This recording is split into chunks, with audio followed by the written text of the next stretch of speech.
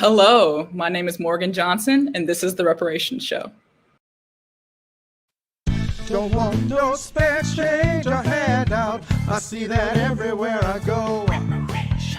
Want you to reach right in your conscience, baby, and give me everything I'm owed. I'm talking about them reparations, reparations. Oh, honey, give me all my money, money. Reparations, reparations. Give me everything you owe.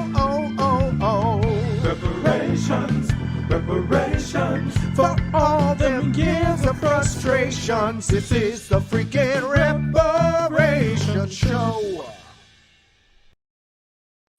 Hey, this is the mother freaking, well, I can swear, fucking Reparation Show. Yes, and I am not Morgan Johnson. I'm Kevin R. Free. I am the co-creator of the Reparation Show. And yes, Morgan is the host, but this is the beginning of season 2. And I'm just so excited that I said, Morgan, I should come back in to introduce you. So that's what I'm doing.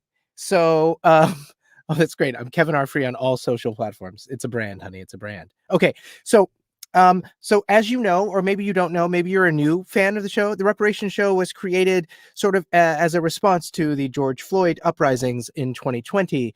And our very first show was on Juneteenth in 2020, hosted by Azure D. Osborne Lee. And it is a thoughtful space for Black, Indigenous, people of color artists to share whatever they would like. And with the Reparations Show, personally, I wanted to explore repairing my relationships with Black women. I think in general, as a Black queer artist, I am not thinking often a lot about Black women. And so I just wanted to repair my relationships to my late mother and to my sister and to all Black women in general. So that was one of the things I wanted to explore. The other thing is new models of leadership. The Reparations Show is hosted by a different person every single week in 2020 because we didn't want the show to be centered around one voice. We wanted artists to come in and bring artists for themselves.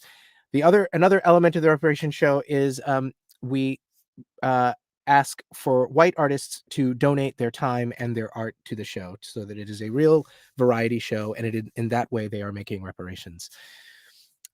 So when we started producing the show, Erez and I, last June, right? I've already said that, last June, our very first screen manager was Morgan Johnson, still is Morgan Johnson. And we didn't know each other, and Morgan worked on this show every single episode. We did a weekly episode from June 19th all the way to the end of 2020. So Morgan saw me at my best, saw me at my worst, saved my ass several times, saved guests' asses. And so this year, when I knew that I also wanted to step back as lead producer of the show, because I wanted to, again, sort of give birth to a whole new set of producers who are Black or Indigenous. And when I said that I wanted to do that, I just needed to find somebody who was willing to take over as lead producer. Morgan was like, me. And so that's Morgan Johnson, and that is the host of the show today. I think I'm going to stick around with Morgan, but I want Morgan to come back in the room right now. Here I am. Oh, you did that so well. Everyone, you should know that Morgan also is still the screen manager of the show. So Morgan is manipulating, bringing the people in and taking them off, doing the transition. It's really, Morgan, you are so good. It's phenomenal. A button away. You and your buttons. I love it. So listen, why did you say you wanted to produce the show? I think I do a good job when working of just like scaring myself. And I've always wanted to try to produce or like try to do anything really in a creative light. So when you were like, oh, I think we're gonna, pass it on to someone, I was like, I could try. Like, why not? And I know a lot of awesome creative folks who I think would do great for this show. As hosts or guests? as host and guest. Oh, very nice. Yeah. And you said this, but I want to make sure that you really said this. You like to scare yourself. You like to do the thing that scares you. Mhm. Yeah. I love that. I think that's a great quality. I love that. That's I didn't know that about you. I mean, I knew that you were kind of scared about, hosting the show. Terrified. So what's your background? Before everything was on screens, what were you doing? I was stage managing.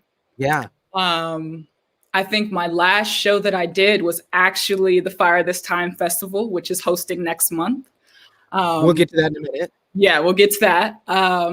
I have been freelancing in film, doing sound or like general PA work, doing some assisting for different producers. I've been stage managing like on and off for about 5 years now. Yeah. Initially with just like movement-based performance. So folks like Nick Kay, Bronx's Finest, or Keon Gaskin. And then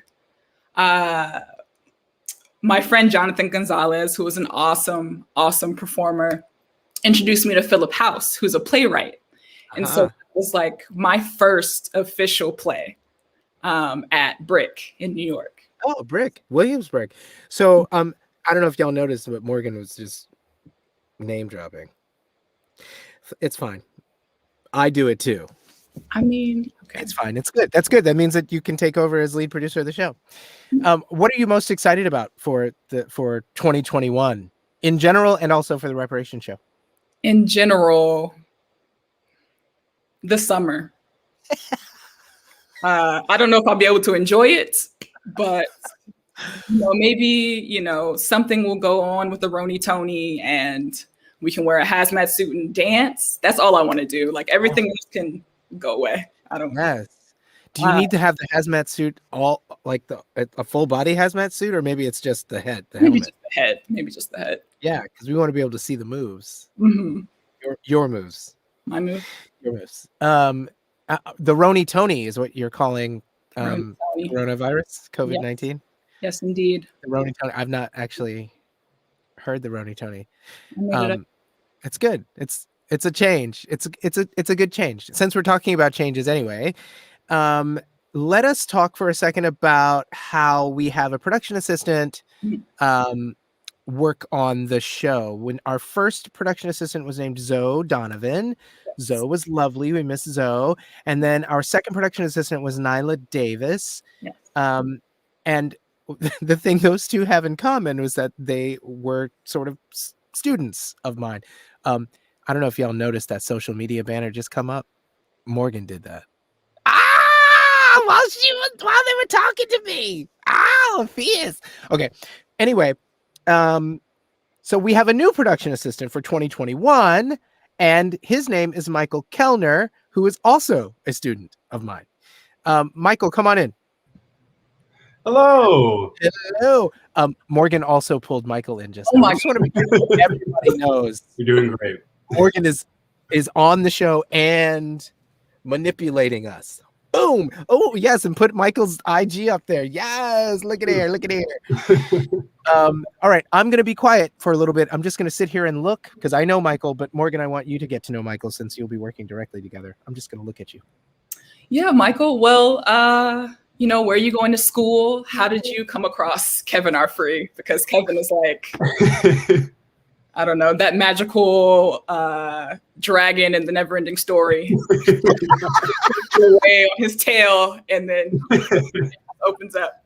Well, yeah, I'm going to Hofstra, and he's obviously a professor here, and he is. But I'm an instructor, but it's fine. Okay, my bad. But yeah, he's my director in the spring production of Barbecue, and we've had basically our first week of rehearsal, and it's just been like really nice, and he's been so helpful with the cast, and oh yeah and yes, and he I met him through there, and he's my director. Yeah. Okay. What are you majoring in? I'm majoring right now in drama performance, and I recently just got the BFA for theater arts, so I'm going to be starting that this semester on Monday. Amazing. Yeah. Okay. A more intense experience, right? Oh yeah. You're a junior? You're going to be a junior? I'm a sophomore right now. You're a sophomore. Yeah. Aha. And is that more intense, the BFA classes, as opposed to the BA? Yeah. It goes more into in-depth analysis and different techniques, and there's a clown class, which is, the main reason why I was excited. But I think you got the clown down. I mean, whatever. Just give me an A. I'm a clown. Thank you. I don't think you're a clown. Okay. Anyway, I'm going to shut up and get Morgan. Good. Where are you from, Michael? Yeah, where are you from? I'm from a quaint little town in Massachusetts called Medfield. It is just south of Boston, and I've lived there my whole life. It's pretty nice. It's mainly full of banks and pizza shops, but we have some wonderful hiking reservation trails, and I live about 2 minutes away from one, so that's usually where I spend my time. So tell us about your family. Sure. So I was adopted when I was born. I was adopted by the lovely Ken and Polly Kellner. Hello, if you're watching. Hey! Yeah, and they've been wonderful.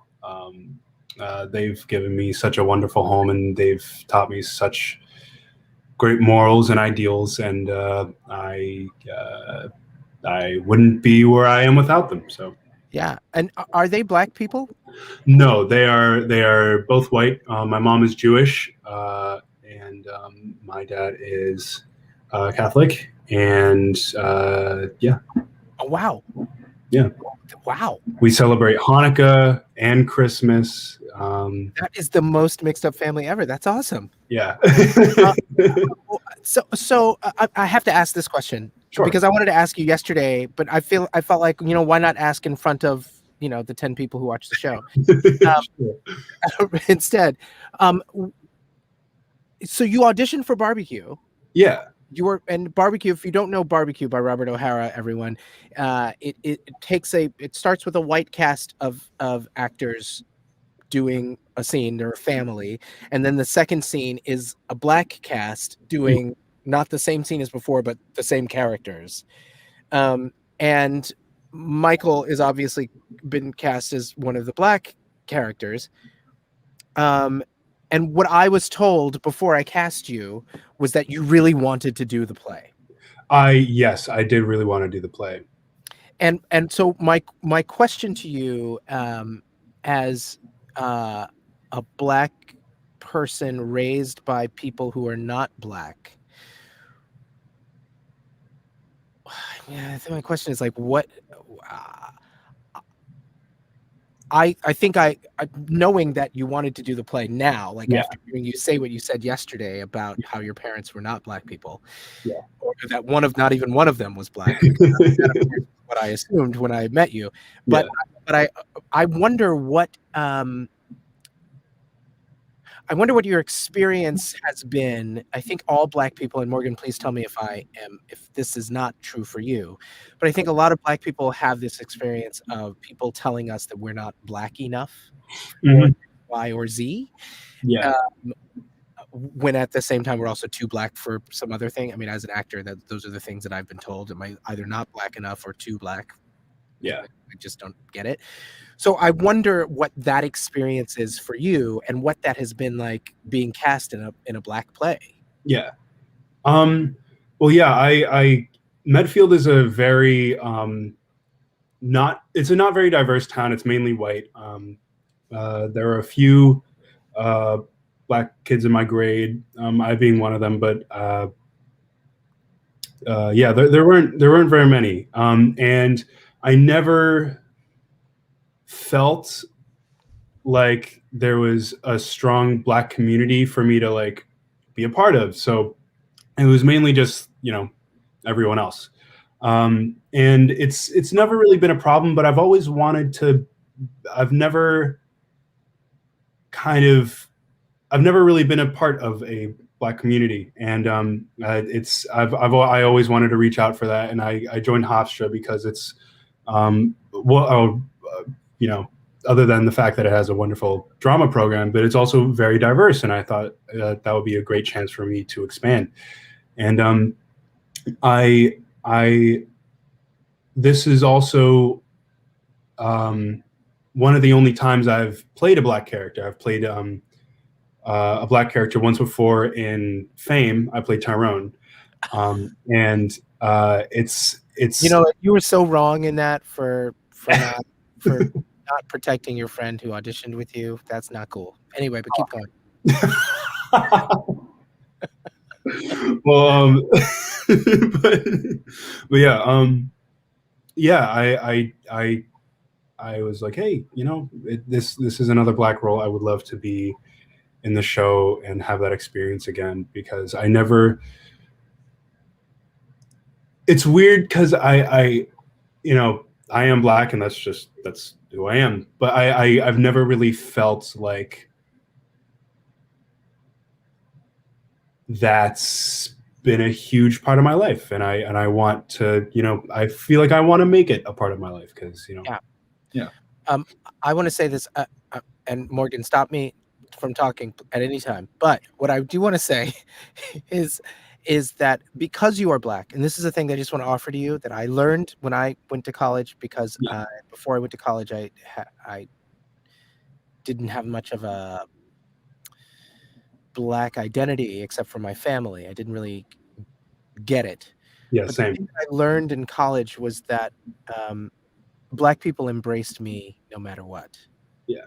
And so what I will say to you is that I embrace you as a member of the Black community. Well, thank you very much. And that because you are Black, all of the roles that you play will be Black. Yeah. Right? Even if they're not earmarked as Black roles, because you play them, they are Black people. And so I want you to embrace the difference in your Blackness from mine, and the difference in your Blackness from Morgan's, and that there is space for it, that there is space for your Black identity. And I, for one, am glad you are in my life now. Well, thank you very much. That means a lot. You're welcome. That's all I have. Morgan, you have anything else for Michael? No.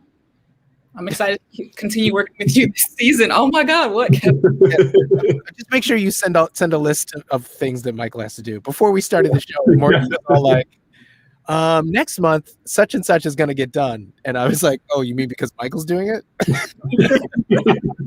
I mean, that's what a producer is. You delegate. Mm-hmm.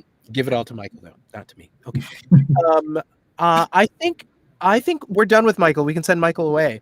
Okay. Michael, well, thank you very much. Enjoy. Please continue to enjoy. Thank you. All right. We got so many changes for 2021.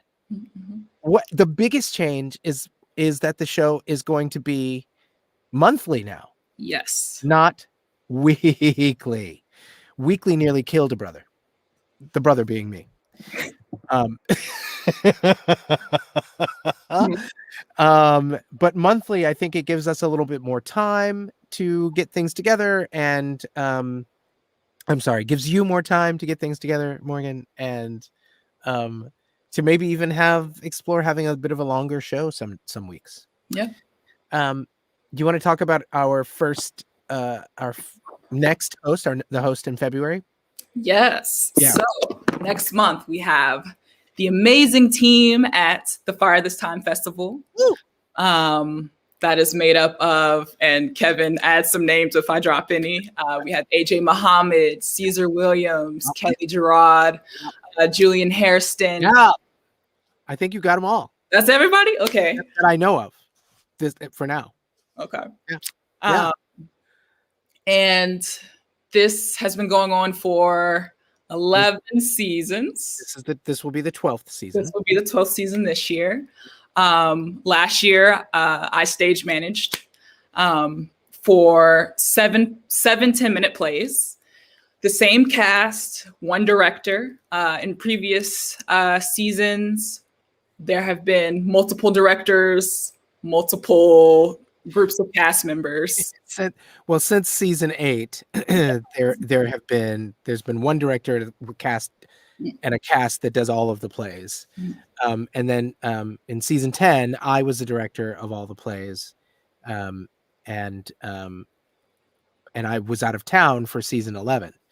Why don't we roll the teaser video from season 11 that is on All Arts? All right. And then we'll talk a little bit more afterwards. Okay. Cotton candy, Sweet and low. let me see your Tootsie Roll. Eh, eh, eh, eh.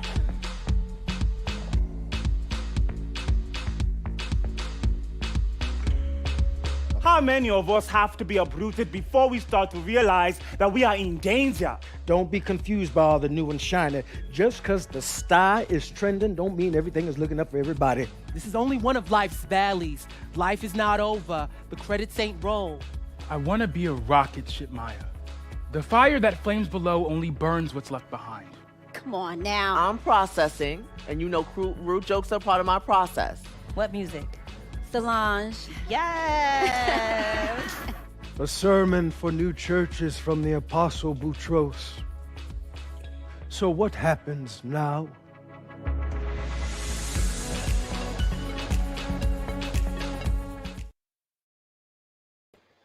Woo! That was fire. So I think you can watch season 11 on All Arts right now. If you have the app on your TV or whatever, you can watch that. You can watch all, how many plays was that? 7 plays. It's really great. And right now the festival is running a play by my sister, my baby sister, Angelica Cherie, called Croundation. It's a solo show starring Sharia Irving. At some point we will put that information on the screen because I'm not sure that we have that prepared right now because I forgot to give it to you because I am a terrible person. It's okay. We'll fit it in. We'll fit it in. That's right. Well, you can watch Croundation at the Fire This Time Festival website, which is firethistimefestival.com, which I'm sure Morgan is typing right now so that they can put it right up on the screen up there. Yes. Here it comes. There it is. And boom! Click that link. Go to the website. Get your ticket to see Croundation. It's a beautiful, beautiful and funny and sexy solo play by Angelica Cherie. Yeah. The Fire This Time Festival is so we talked about them they're going to take over the show. I'm sure that Morgan will be pulling all the strings, but the Fire This Time Festival is going to take over the show for the month of February. And it will be the Reparations show, but it will be the Fire This Time Festival's version of the Reparations show. And I'm super excited to see what they do. I have history with the Fire This Time Festival. Yes. Tell us about it. Well, I used to be the producing artistic director of the Fire This Time Festival. I was a playwright in the festival, and that was season 3. I think I was in season 3. And then Kelly Nicole Gerard, who founded the festival, asked me if I would come on the producing team. And I said, oh, I don't know. And then I said, yes. And I did it for 5 years. We won an Obie Award in 2015, which incidentally was the same year as Hamilton won an Obie Award. I don't know if you've heard of that show, Hamilton. It's not running right now. So anyway, and then I stepped down, and Caesar Williams, who has always been family to me, is now the artistic director, and they have been going so strong. They were just awarded a seed grant, which is really, really great for them. Every year, the Fire This Time Festival struggles to raise money, and it looks like for the next few years they won't have to struggle as much, which is really nice. I think that's all that I have to say about the Fire This Time Festival. I'm super excited for the February show. It is the last Friday of February, and it is the Fire This Time Festival's The Reparations show. Anything Anything else, Morgan? I mean, as I said before, I stage managed last December. The director was Ebony Noel Golden, who I've worked with Yeah, Ebony. before. Ebony had a devised piece about the M archives by Dr. Alexis Pauline Gumbs. It was at the High Line for the Shed for Open Call, and it was surrounding Simone Yvette Lay's Brick House. It was a lot. It was amazing. Yeah. And then I was very, very happy that she pulled me in to stage manage for the Fire This Time Festival. If she hadn't done that, you might not be here now with us. Actually. So I'm super grateful to Ebony as well. That's really awesome. Yeah. Do you want to move on to This Week in Reparations? Let's do it. All right. Bye. So This Week in Reparations, that is our segment that is hosted, well, will be hosted now by Morgan most of the time, I think, where we find out, we check in with some of our white colleagues who've decided to donate performances to us and to talk to us. And today, I want to introduce you to Jeremy Fight. Let me put on these glasses so that I can read his bio. Oh my gosh, look at that. Jeremy Fight, who is the person I was talking to in a Zoom meeting on the day the Capitol riots happened, is an actor, writer, director, producer from Bedford, Pennsylvania, with the mission to use the privilege that comes along with being a cis queer white man to hold a mirror up to those who have yet to see themselves. Take that in. And offer a warm embrace of validation for those who have experienced whiteness as a weapon. Jeremy's work focuses on the issues of mental health, issues in rural America, white neocolonialism in West Africa, and the fetishism of Blackness by the white gay community. Everybody, please welcome Jeremy Fight to the Reparations Show. Jeremy! Has anybody ever sung the Donna Summer song to you? Yes, but I wouldn't mind if you went ahead and gave Jeremy, it to me. When I think of you and all the good times that we share. Something like that. Yeah. The melody sings out to me and Jeremy. I didn't know I was getting a whole verse and chorus, my friend. Well, I just wanted to hold that one note out. Right, yeah. You wanted to show off. I understand. That's why that wasn't even the good king. Yes, show everybody the arms. It's a gun show. It's not even springtime. It feels weird to be wearing a cutoff when it's like 18 degrees outside today, but I need the world to know that I did this for you, Kevin. Thank you. I asked you to do that because you told me when we officially met that you liked to cut the sleeves off of your. It's an obsession. It's compulsive. Well, I'm just gonna pull mine up so that you don't feel too weird. Yeah. Oh my gosh, we need to change the rating on the Reparations show. This is no longer family friendly. That's right, because now you got Grandpa rolling up his sleeves up in here. Uncle Kevin in the house. What? I'm not gonna flex because I can't. I got nothing to flex. Jeremy, thank you so much for donating your time and your artistry to the Reparations show. I watch you on social media, and you're one of those people that seems to be never not working, which is of course a philosophy that to which I ascribe. I am super excited to have you on and to talk about your latest project. Did we put up any of those pictures during the introduction? Because I wasn't looking at it. I was looking at the script. Did we see pictures of you with your co-star? There we go. Hey. There we are. Look at So David. who is your co-star? David Cork, his name is David J. Cork. Yeah, he's an actor from New York, actually. He's from Queens. And he's worked pretty extensively in the theater as well. He was just in How to Load a Musket at Signature 40 forgive me, I forget what theater it was at. How to Load a Musket, that happened right before COVID. Yeah. And he was shut Michael down. Kellner, will you Google how to load a musket for us and find out where that was and type it in the chat, and then we'll say it out loud. Yeah. Thank you, Michael. So before we talk about the film, I just want to talk about how it became your mission to embrace people who've experienced whiteness as a weapon. How did that become your mission? And how did you start holding that mirror up to other white people? You know, I think when I was just listening to my bio be read out loud, I realized it's important to state, and I think I'll edit it after this, that I also want to make sure that none of that work ever slides into like white saviorhood, right? I think it's always this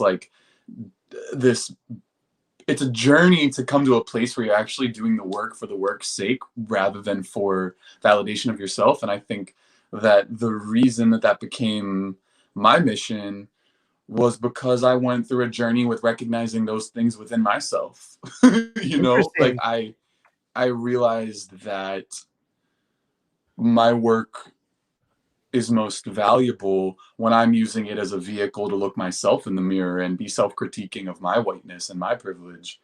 And I know we're going to talk more about Fever and my current project in a moment, but that the development of that work with the gracious offering of time from so many of my Black colleagues was an opportunity for me to be critiqued in a safe place that held open space for me and my questions and my not knowing, while also being quite rigid in saying, and setting boundaries around, no, this is not how we want to be represented. No, this is not how that would go down. That's a flaw in your perspective, or at least an inconsistency in it. And I've learned so much just from collaborating with folks that have been gracious enough to, notify me when I'm not, when my actions aren't lining up with my words, to finally find a place where I think I have a footing to recognize and start gauging when I'm slipping into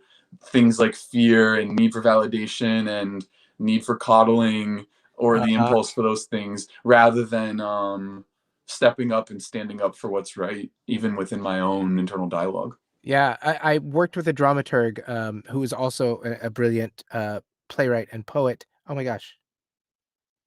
What happened to Jeremy? He went away. Jeremy's gone. Jeremy got disconnected. Hey! I have no idea what happened. I was just talking about you like a dog. No. I missed it. Welcome back. It's recorded. You'll forever on the internet, so you'll see. I was saying I once worked with a dramaturg who is also a brilliant playwright and poet, Nisi Aya, who was, when she was talking about these conversations with white people in a play that I wrote that was super intense, she was saying to them, "I will hold space for you, but I will not hold your hand."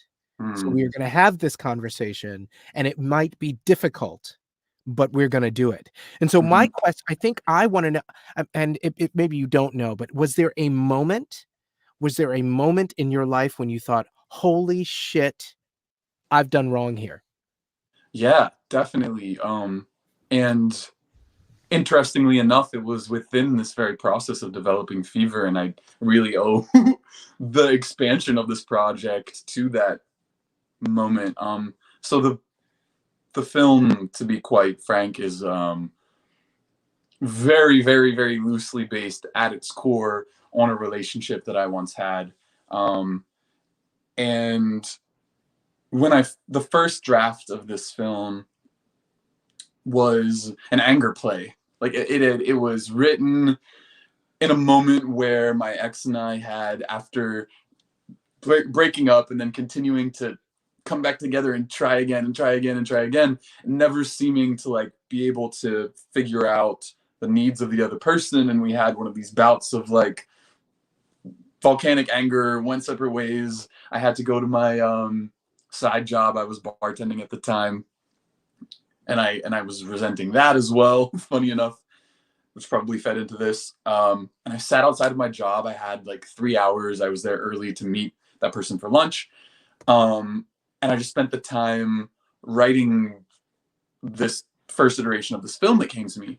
And the film was basically about this white character who had gone through the process of attempting to love this person, and the person did them wrong. And then the film was about them getting the retribution of like learning the lesson to like step away from the toxic relationship and passing that off to someone else to have to deal with, basically. And in nature, like looking at it now, it was definitely like an expression of my running away from my self-critique within the scenario. And I was sharing it around, shopping it around. Many of my white colleagues were just amazed with the beauty of the work. Finally, I came around. Something within me was like, what was keeping me from sharing it with my Black colleagues. And eventually I did share it with my mentor, Griffin Matthews, who's EPing the project. And he was like, well, like, great, but like, what did the white person do during all of this? Like, we're witnessing this like ugliness from this Black character that affected him, but like, what did he do in return? What did he do to cause it? What did he do to contribute it? What did he do to deal with it? And I tried to dive back in, and I was hitting blocks, and finally I really sat with it one day, just frustrated about why my work wasn't good.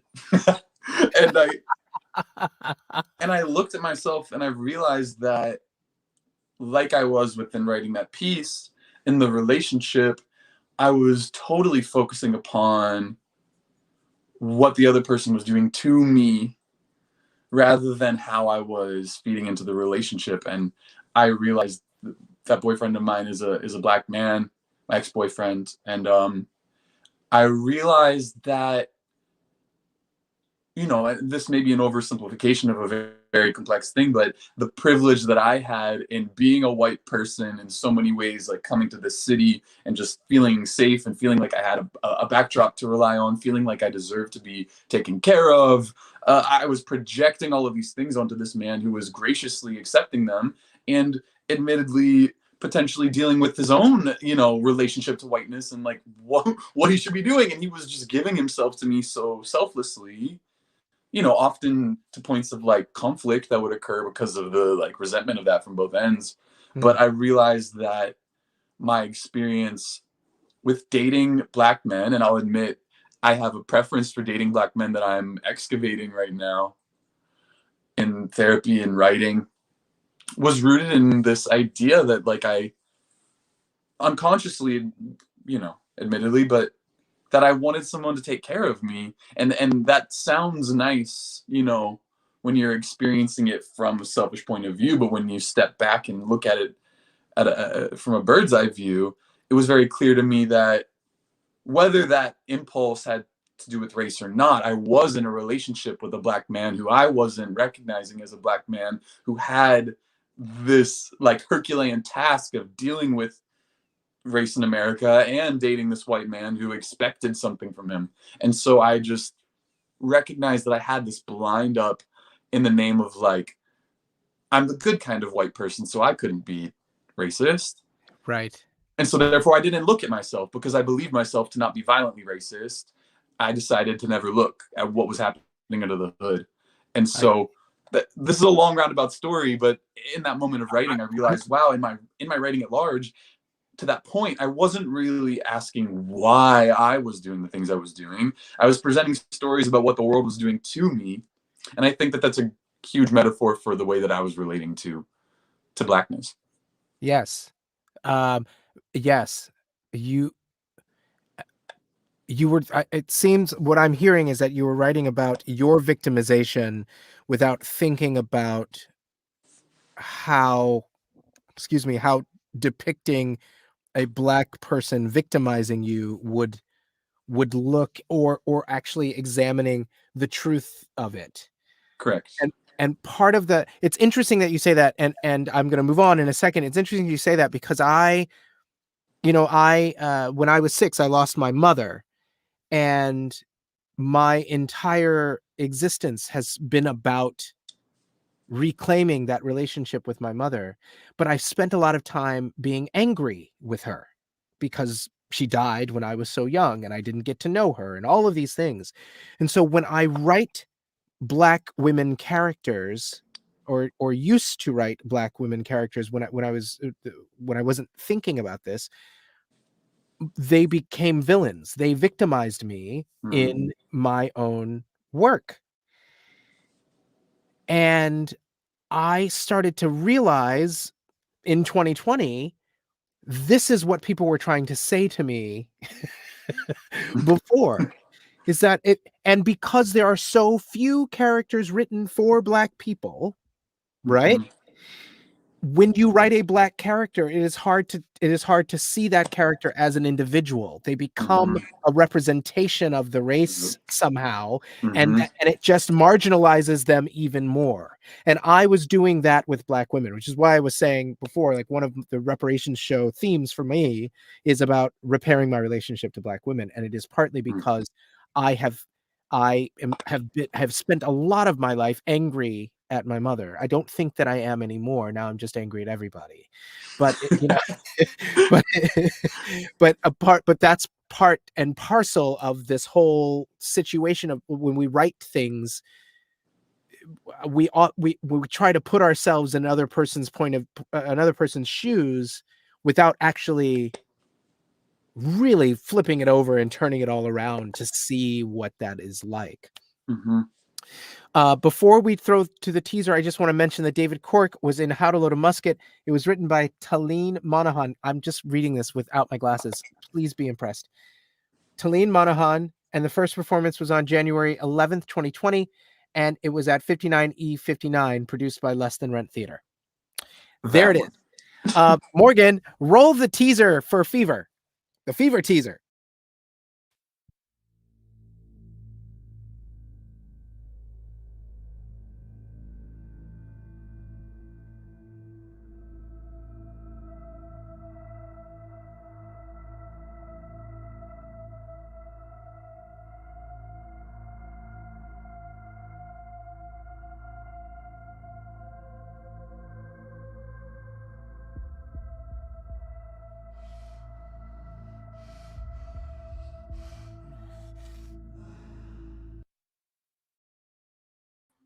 My Lord. That was dirty. Dirty. We don't do dirty on the Reparations show, darling. I haven't sat and just watched that thing intently for a moment, and I've realized it is dirty. Oh no, it's not dirty. I mean, it's very sexy. I mean, if I were to watch that, I would think that it was that, and I've read the script, so I see how it relates to the script, but I also would think that this is a film about meeting on the internet, meeting people on the internet, and but there's something very sinister about not being able to make out any of the bodies, not being able to see faces, not being able to. So there was something very something that says to me, there's more than what meets the eye. Indeed. To Fever. So do you want to talk for a second about Fever? Who's in it? Yeah, I'm so grateful to have such an amazing team. We've just finished casting, almost finished completely, but most notably, we're working with Janet Hubert, the original Aunt Viv from Fresh Prince of Bel-Air. Yeah. We're working with Tony Award winner Alice Ripley, who's playing my mother. Yes. She has a Master of Fine Art. Indeed. That was what she said and the cast. Say that again? When she accepted her Tony Award, she said that. It was amazing. I need to go back and watch the video. It's on my list. I need to. I need to. These women are forces, and I need to be prepared for all the references, so I'm on the same page. If you catch my drift, The cast is also fleshed out by an awesome team of supporting actors who I encourage you to check out. We have quite an ensemble. I'm sure the link will be shared at some point. Yeah, Morgan, put the Fever Film site up there again. There it is. There we go. What a team! Look at the seamlessness with which information joins us on the screen. StreamYard needs to be added to my repertoire. It's good times, and also, I like to stress that the show is casual enough that we can talk to one another. It's I mean, I'm in my pantry with shipping blankets, doing the show on the internet. It's not, we're not trying to do Oprah up in this piece. We're just trying to get to know folks and get a following. That's,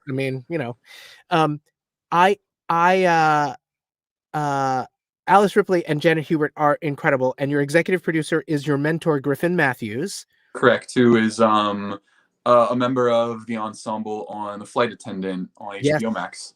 Yes, written by my old pal Steve Yockey. Indeed. It's really and it's a great show. It's a great damn show.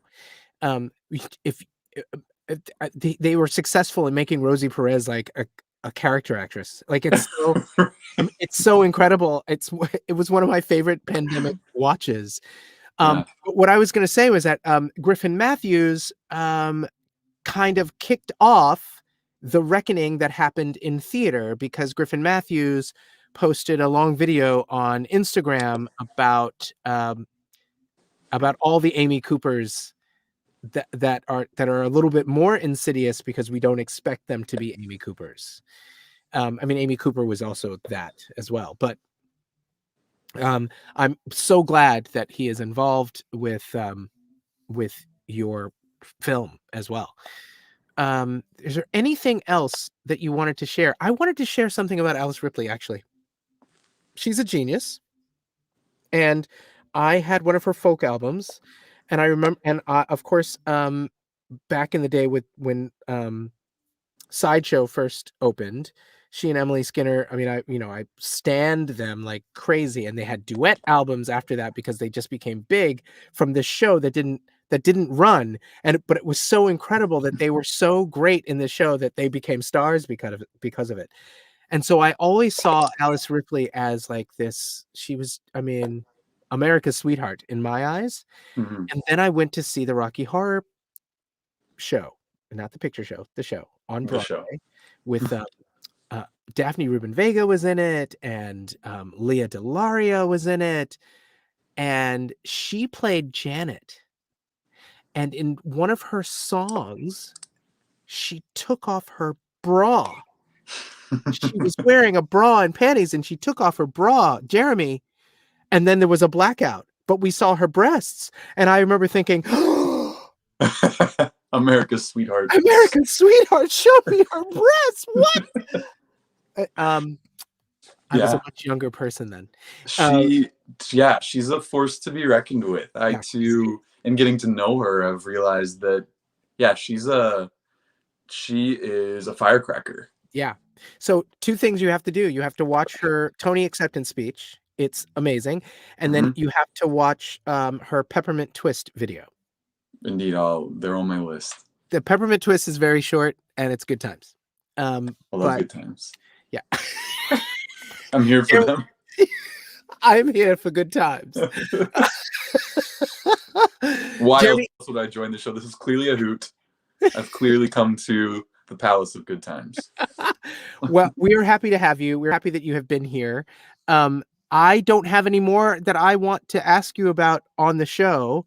Is there anything you want to say to people who are watching or who will watch later when you send them the link? Yeah, I mean, so many things, but I think the thing that's on my heart right now is to creatives that are, exercising their craft during this wild time from their tiny Brooklyn apartments or their pantries, wherever you may be. Yeah. It's all about team building. It's really about trusting the people that are in your periphery to align with you and advocate for you. And the building of a team starts with advocating for those around you. I think the biggest lesson I've learned during this pandemic is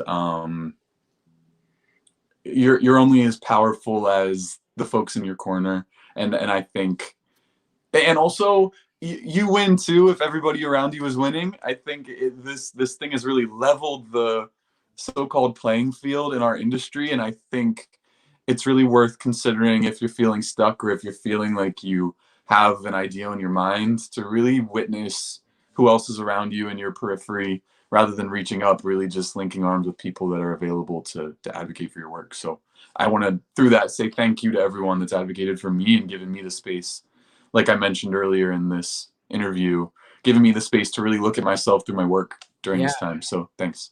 I love that. Thank you for looking at yourself, and thank you for donating your time and your artistry to the Reparations show, Jeremy.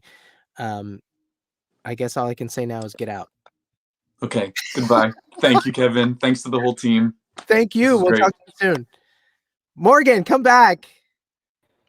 Hi. Hi. Hi. Jeremy's great, right? Love him.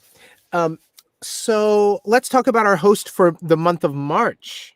Okay. The host of March is Morgan Siobhan Green.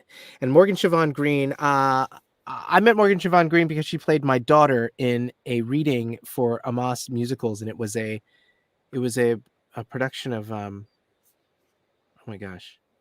It was like the Nutcracker, but it was a musical. It was really interesting. And also, incidentally, Ian Brodsky, who got you your mouse. Yes. Ian Brodsky played my son in that same musical. So I met Morgan and Ian at the same time. So Ian has donated to the show, and Morgan is going to be a host of the show. Morgan is an amazing actress, an amazing singer, an amazing writer. She is a multi-hyphenate.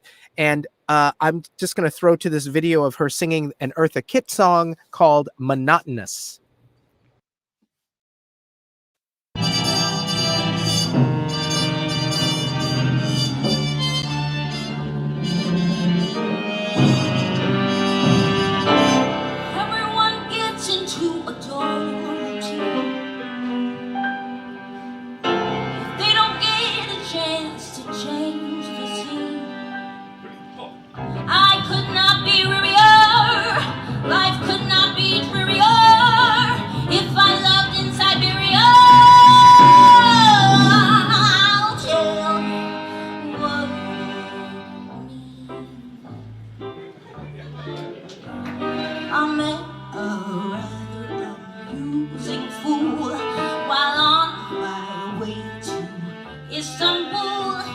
Bought me the Black Sea for my swimming pool.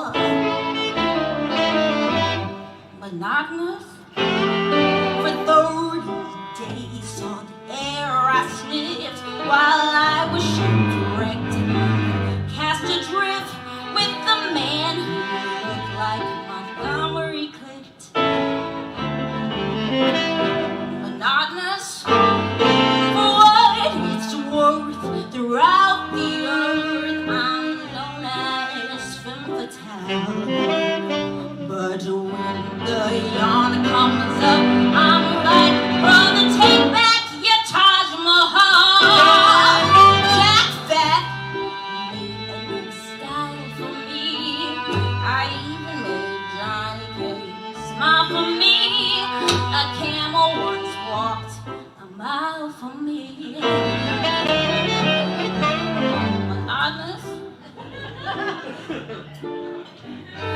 Monotonous.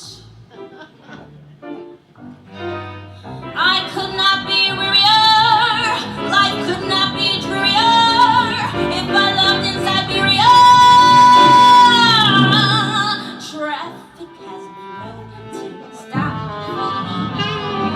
Prices even rise and fall for me. Harry S. Truman plays bop for me. Monotonous. Monotonous.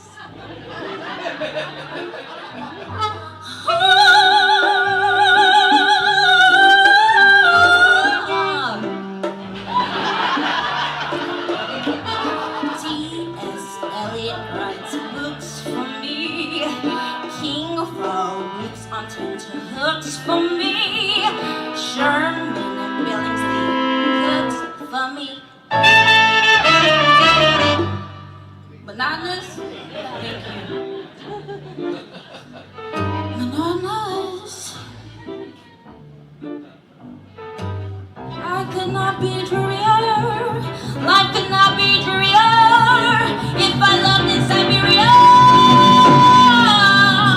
Although I know I've acres of dough, I'm not sure of the amount. It might be exciting someday if I learn to count. Shine, Kai, shake, sends me pots of tea. Gay Lord Hauser sends me vitamin D. And furthermore, Trump likes me. Monotonous. Monotonous.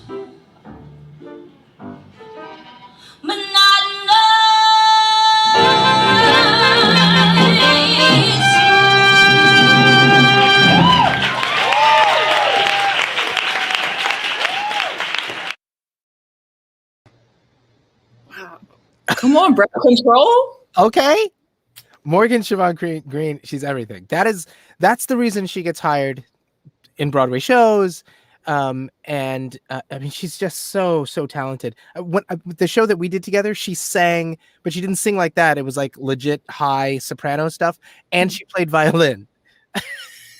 It's kind of ridiculous. She's ridiculous, and just also one of my favorite people on the planet. Now, I'm going to show another video. She was also in Be More Chill on Broadway as a standby. She'll explain that in this video, but she did this special thing with the fans of Be More Chill last summer. And when she did this, and I participated as one of the people who was interviewed, when she did that, I thought, yeah, she needs to host the Reparations show. Roll the second video of Morgan. What's up, Be More Chill fans? My name is Morgan Siobhan Green, and I was a swing in the original Broadway company of Be More Chill. So, for the last few weeks, Black people have been bombarded with trauma that, let's be honest, has always existed in America and all over the world. Anti-Blackness is global. On top of that, we are also in the middle of a pandemic, so wear a mask and wash your hands. So a few days ago, I asked the producers of Be More Chill if we could use the show's platform to lead a series of summer sessions highlighting Black people working in various fields. And without hesitation, they said yes. I felt that we could use this space and introduce you to some everyday people working hard in various fields all over America and in the world. When I was in school, I felt like all I learned about was Martin Luther King Jr. and George Washington Carver. And as I've gotten older, I realized that there was so much more being kept from me. Like, did you know that Black people disagree? Or that A Raisin in the Sun is not the only play written by a Black playwright? Being presented with one option or one narrative sometimes makes you feel like you don't fit in. And being Black is not a monolith. And I was wondering, was I going to have to give up a piece of myself just to be an artist? I started reading on my own. I started reading YA novels written by Black authors, following poets, activists, anyone I could find on Twitter. And truly, it was just a scratch at the surface. And I continue to be inspired. People like our own Britton Smith, co-founder and president of the Broadway Advocacy Coalition, are using their platform to have necessary and important conversations. So, why can't Be More Chill? Here is where we all come in. This is a chance for us to hear some amazing stories from Black people working all over to show representation in their respective fields. Living people. It's important to recognize that Black voices are too often silenced by systemic racism. And so, we're going to give them this space to just be.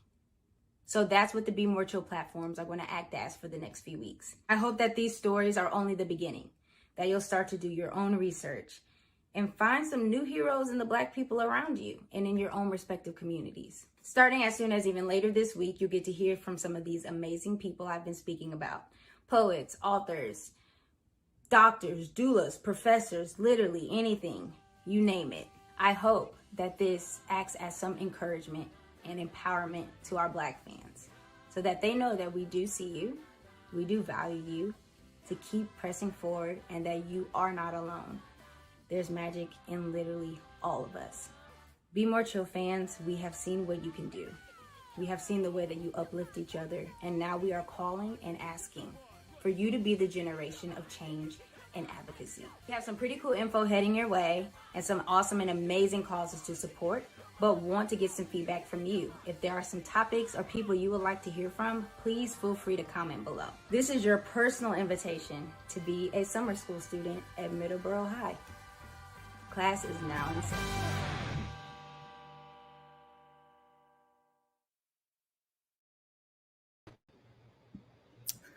Wow, I'm excited for March. March is gonna be great. Morgan Siobhan Green, love her. All right, so I'm gonna leave, and I want to say, Morgan, to you, and I'm not gonna cry like I did at the end of last year. Maybe, Okay, who knows? Corey. Who knows? I can't predict my emotions, but I'm super excited that you were going to be the lead producer. I'm really, you know, I can't wait to watch you do your first This Week in Reparations, and I cannot wait for 2021 and all it is going to bring to us, and all that you are going to bring to us and the Reparation Show. All right, so take me out so you can close the show. Okay. All right. Thank you everyone for watching tonight. I hope you will come back for February for the Fire This Time Festival takeover, and March for Morgan Siobhan Green, and every other month of this year. This is my first time closing this show out.